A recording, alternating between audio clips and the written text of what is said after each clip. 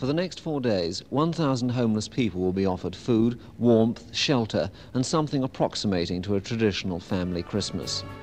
In 1972, Crisis at Christmas was launched in a Westminster church, offering comfort and companionship to single homeless people. Since then, the charity has helped tens of thousands of individuals. This year will be the 40th anniversary of Crisis at Christmas. I first volunteered at Crisis for Christmas 10 years ago. I found it such a positive experience that in 2010 I broadcast my radio show live from the Crisis Rough Sleepers Centre, one of the many places that are set up over Christmas.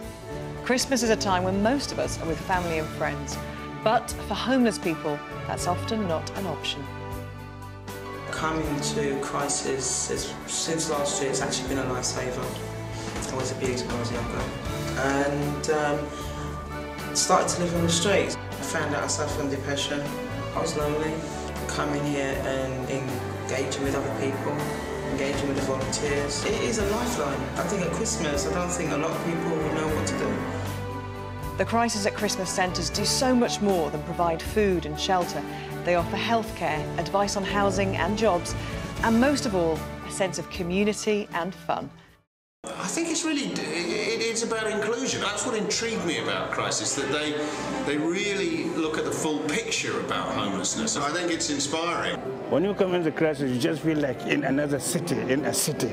They give you the opportunity to meet others like yourself. It's only one time in the year I feel the most happy. I needed a bit of support because I was totally lost. I wouldn't speak to anybody. Look at me now. I can't stop speaking. The fact that people are bringing their skills, that there's a hairdresser here, there's somebody offering some nail treatment, saying to people, you matter as much as anyone else does. You know, your appearance, your well-being, your sense of self-esteem, and we value that. And I think it's deeply moving that the people at Crisis have thought this through to that extent. To help make all this possible, thousands of volunteers from all walks of life give their time to help their fellow citizens. I think it's a very salutary reminder, particularly at Christmas time, to see people who are not privileged and to see people who, but for the grace of God, we would be there too. Nowadays, to make this massive annual event happen, Crisis needs up to 8,000 volunteers. If someone's thinking of volunteering for Crisis in 2011, I would say go for it without a second thought. It's the most life-affirming thing I think I've ever done.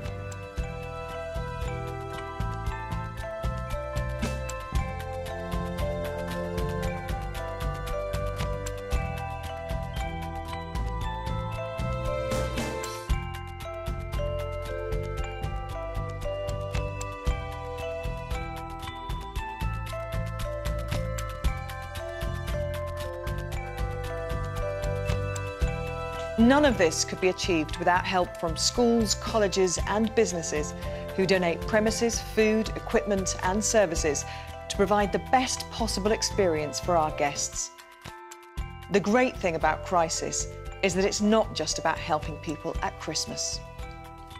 We see Christmas really as being a first step for our guests, a first step into accommodation, a first step to vital advice services, and also a first step to perhaps going on after Christmas to education, to training and to employment, particularly through our Skylight centres. So Christmas isn't really an end in itself, it's an opportunity for people to look forward and to end their homelessness for good.